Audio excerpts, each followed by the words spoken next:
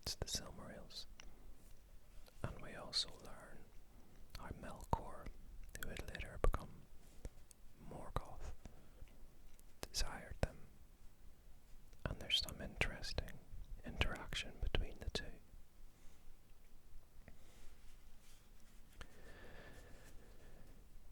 In that time were made those things that afterwards were most renowned of all the works of the elves. For Feanor, being come to his full might, was filled with a new thought. Or it may be that some shadow of foreknowledge came to him of the doom that drew near, and he pondered how the light of the trees, the glory of the blessed realm, might be preserved imperishable. Then he began a long and secret labour, and he summoned all his lore, and his power, and his subtle skill, and at the end of all he made the Silmarils. As three great jewels they were in form, but not until the end, when Feanor shall return, who perished ere the sun was made, and sits now in the halls of awaiting, and comes no more among his kin.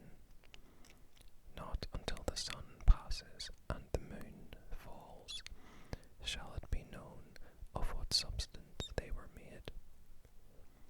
Like the crystal of diamonds it appeared, and yet was more strong than adamant, so that no violence could mar it or break it within the kingdom of Arda.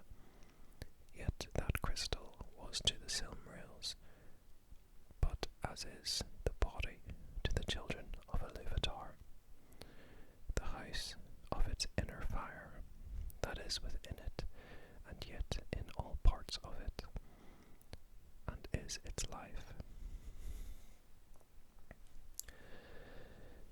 And the inner fire of the Silmarils Feanor made of the blended light of the trees of Valinor, which lives in them yet, though the trees have long withered and shine no more. Therefore even in the darkness of the deepest treasury, the Silmarils of their own radiance shone like the stars of Varda, and yet, as were they indeed living things, they rejoiced in light and received it, and gave it back in hues more marvellous than before.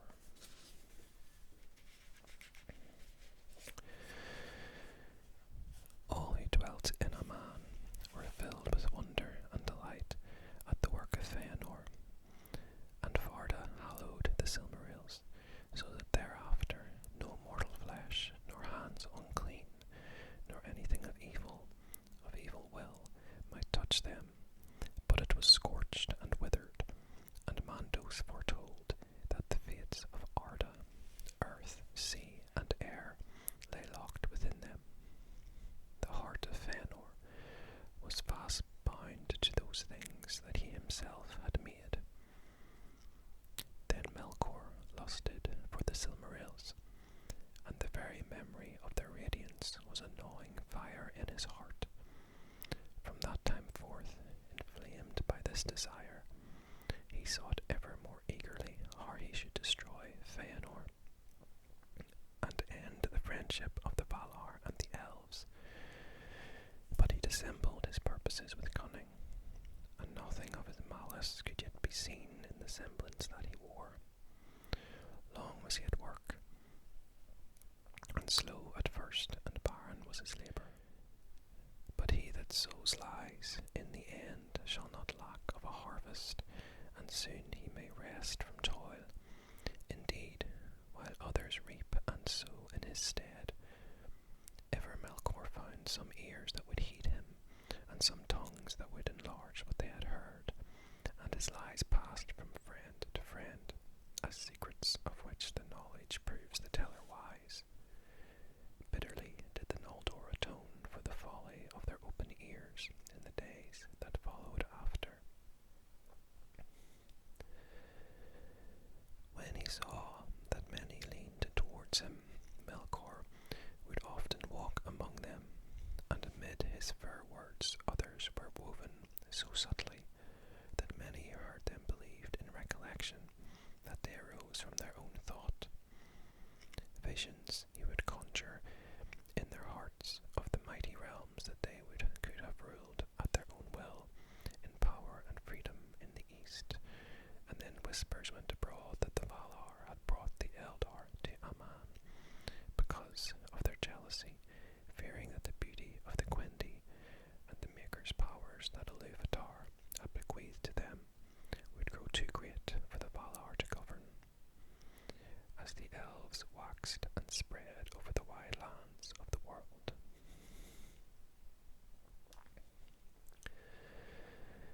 In those days, moreover, though the Valar knew indeed of the coming of men that were to be, the elves as yet knew naught of it, for Manwë had not revealed it to them.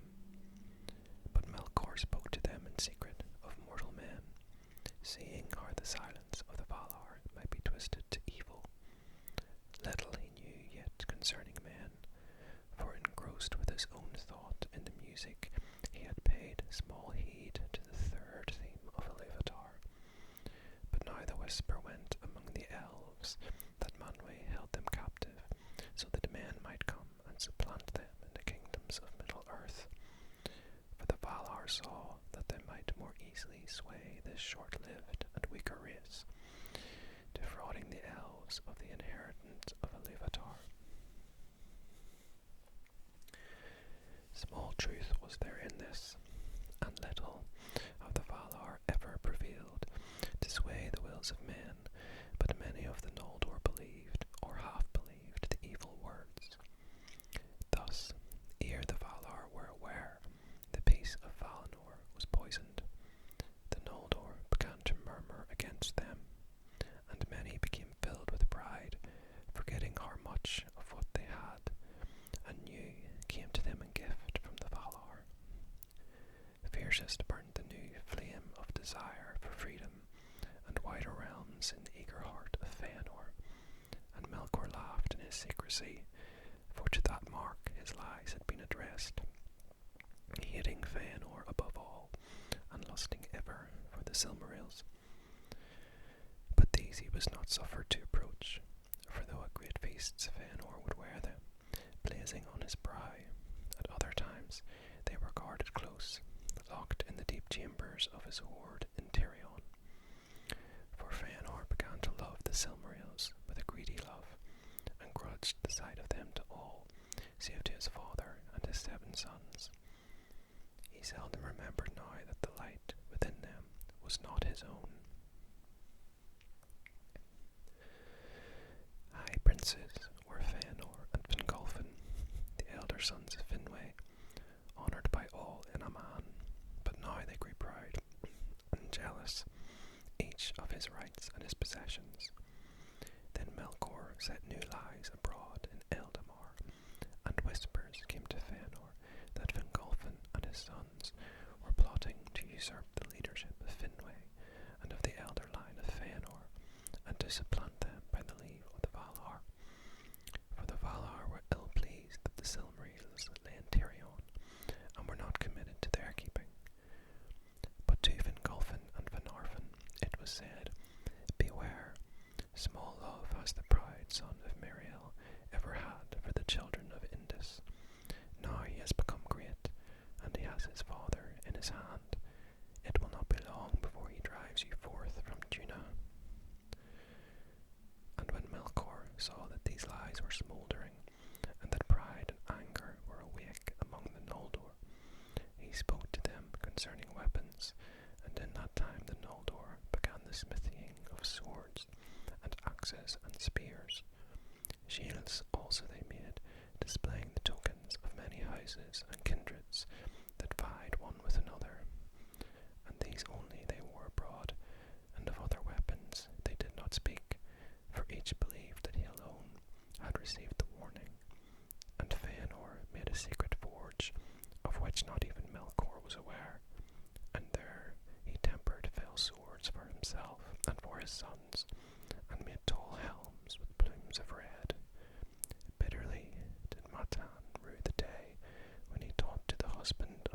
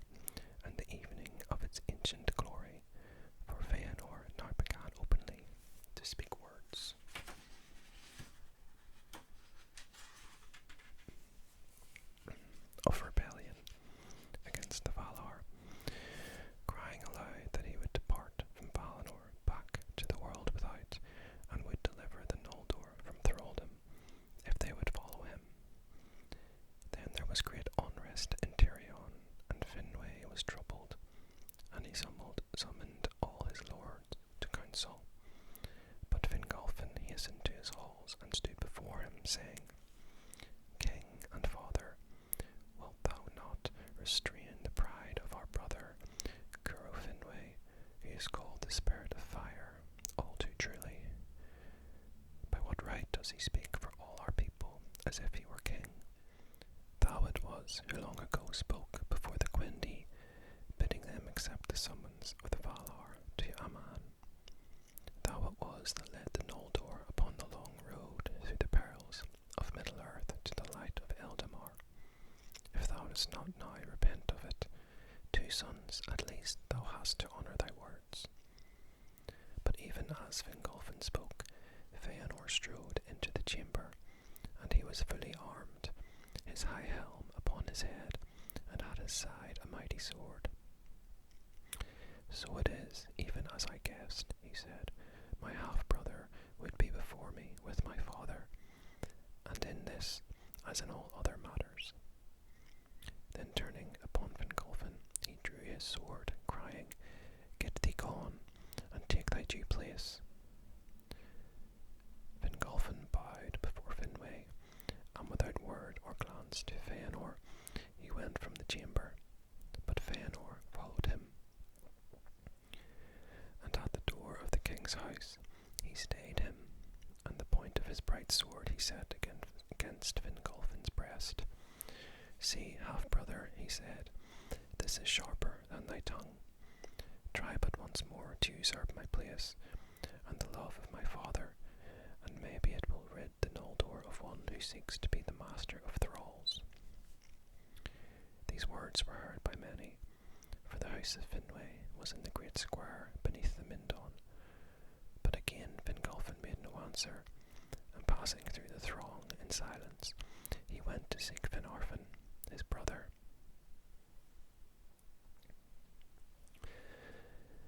Now the unrest of the Noldor was not indeed hidden from the Valar, but its seed had been sown in the dark, and therefore, since Feanor first spoke openly against them, they judged that he was the mover of discontent, being eminent in self-will and arrogance, though all the Noldor had become proud, and Manwë was grieved, but he watched and said no word.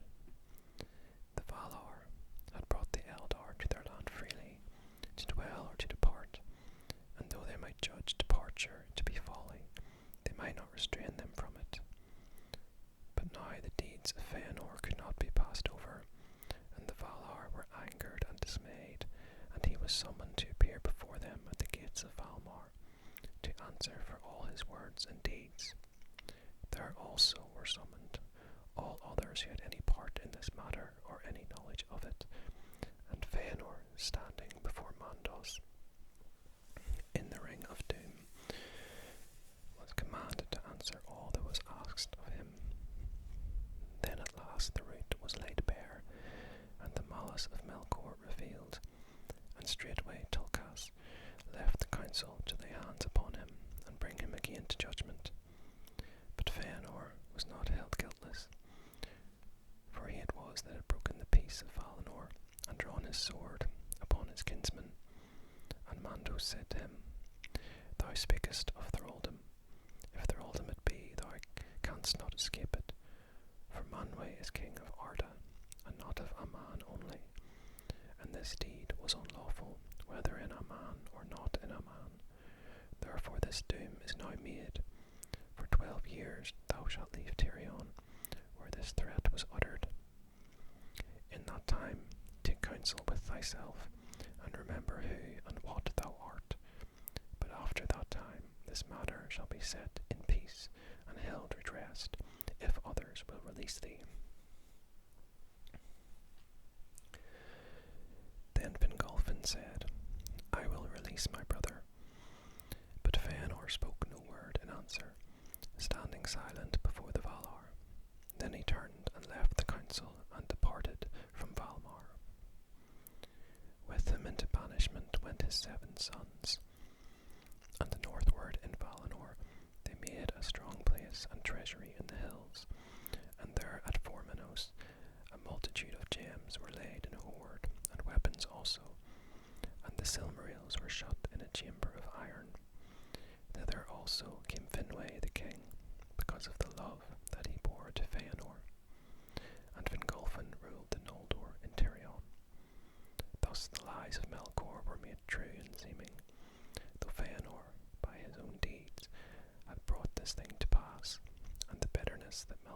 sown endured, and lived still long afterwards between the sons of Fingolfin and Feanor. Now Melkor, knowing that his devices had been revealed, hid himself and passed from place to place as a cloud in the hills, and Tulkas sought for him in vain.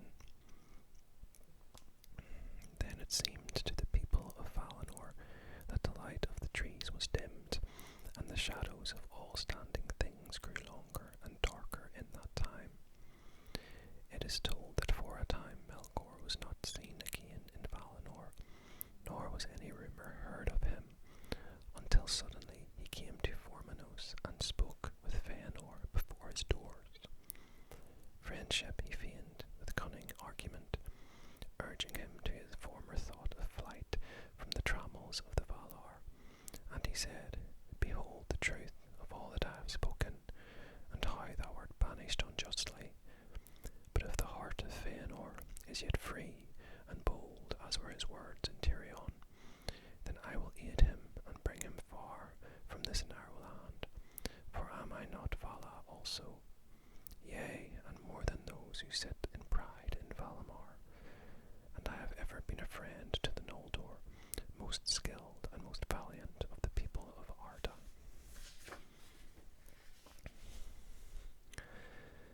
Now Feanor's heart was still bitter at his humiliation before Mandos, and he looked at Melkor in silence, pondering if indeed he might yet trust him so far as to aid him in his flight. And Melkor, seeing that Feanor wavered, and knowing that the Silmarils held his heart in thrall, said at last, Here is a strong place, and well guarded, but think not that the Silmarils will lie safe in any treasury within the realm of the Valar. But his cunning overreached his aim. His words touched too deep, and awoke a fire more fierce than he designed. And Feanor looked upon Melkor with eyes that burned through his fair semblance and pierced the cloaks of his mind. Perceiving there his fierce lust for the Silmarils, then hate overcame Feanor's fear, and he cursed Melkor and bid him begone, saying, Get thee gone from my gate, thou jail crow of Mandos. And he shut the doors of his house in the face of the mightiest of all the dwellers in Ea. Then Melkor departed in shame, for he was himself in peril, and he saw not his time yet for revenge. But his heart was black with anger, and Finwë was filled with great fear. And in haste he sent messengers to Manwë in Valmar. Now the Valar were sitting in council before their gates, fearing the lengthening of the shadows, when the messengers came from Formenos.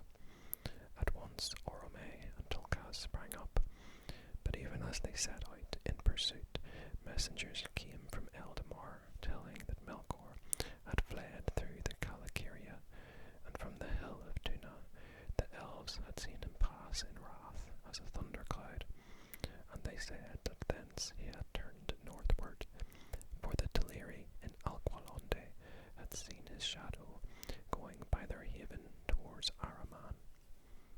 Thus Melkor departed from Valinor, and for a while the two trees shone again unshadowed, and the land was filled with light.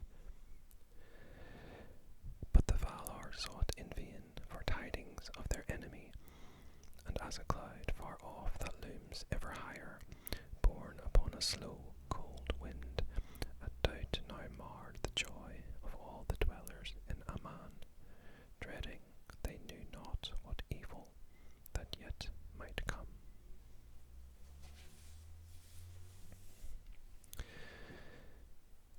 I hope you enjoyed that chapter from the Silmarillion.